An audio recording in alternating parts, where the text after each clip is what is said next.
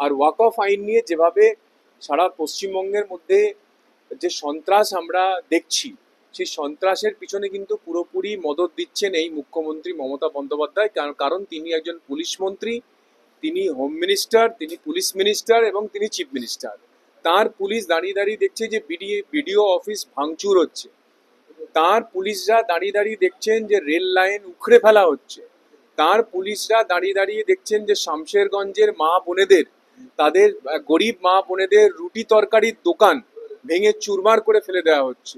তার পুলিশরা নওদা থেকে শুরু করে, শামশেরগঞ্জ থেকে শুরু করে, মালদা শিলিগুড়ি থেকে শুরু করে, বনগাঁ, বারাসাত, হাওড়া, শিবপুর, ধুলোশিমলে, আমতা, উলুবেড়িয়া বিভিন্ন জায়গায় সন্ত্রাস চালাচ্ছে। অতএব তার মদত না থাকলে এই সন্ত্রাস কখনো চলতো না।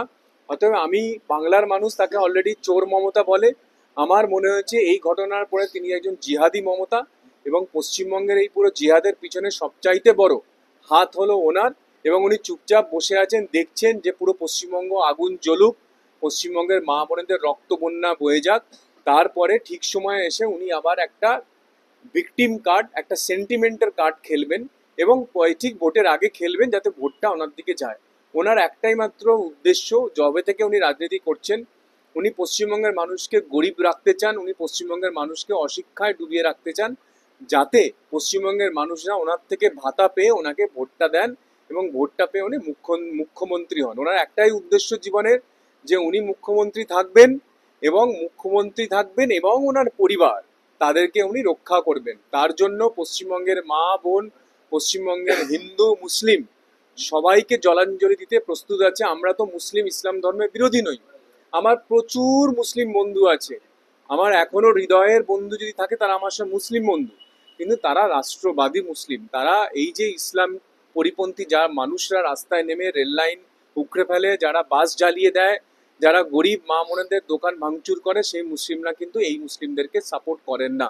ফলে আমার আন্দোলন বা আমার কথা কিন্তু কোনো মুসলিম বিরোধী কথা নয়। আমার কথা, আমার একটাই স্পষ্ট বার্তা, যে মুসলিম ভাই বোনেরা যারা পশ্চিমবঙ্গের মানুষের ক্ষতি করছেন, পশ্চিমবঙ্গের সম্পত্তির ক্ষতি করছেন, পশ্চিমবঙ্গে আগুন জ্বালাচ্ছেন, পশ্চিমবঙ্গে রক্তবন্যা বওয়ানোর চেষ্টা করছেন এবং করছেন, তাদের বিরুদ্ধে আমি সোচ্চার হয়েছি এবং তাদের বিরুদ্ধে বলছি।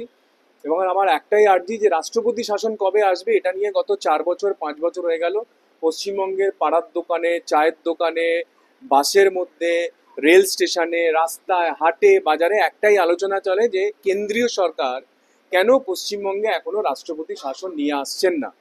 আমাকে সবাই বলেন, আপনারা অনেকবারই প্রশ্ন করেন এটা নিয়ে। আমার মনে হয়েছে যে পশ্চিমবঙ্গের যে কনস্টিটিউশন, যে সংবিধান, তার কাস্টোডিয়ান, তার রক্ষাকর্তা হলো রাজ্যপাল। যে রাজ্যপাল এই রাজ্যের নন, তিনি কেরালা নামক একটি রাজ্য থেকে এখানে এসছেন। ফলে তিনি অ আ ক খ শেখার জন্য মুখ্যমন্ত্রীর কাছে গিয়ে বসে থাকেন। ফলে ওনার সময় নেই যে পশ্চিমবঙ্গের মা বোনেরা যে কাঁদছে, পশ্চিমবঙ্গের মা বোনেদের যে ইজ্জত লুটিয়ে যাচ্ছে, পশ্চিমবঙ্গের ভাই মা বোনেদের যে রক্তবন্যা বয়ে যাচ্ছে, পশ্চিমবঙ্গের গরিব মানুষের যে বাড়ি আগুনে জ্বলছে, সেই দিকে উনি না তাকিয়ে উনি মাঝে মধ্যে গিয়েও অ ক খ শিখতে যাচ্ছেন। সেই জন্য এই রাজ্যপাল পশ্চিমবঙ্গ থেকে চলে গেলে আমার মনে হয় পশ্চিমবঙ্গের বিরাট উন্নয়ন হবে।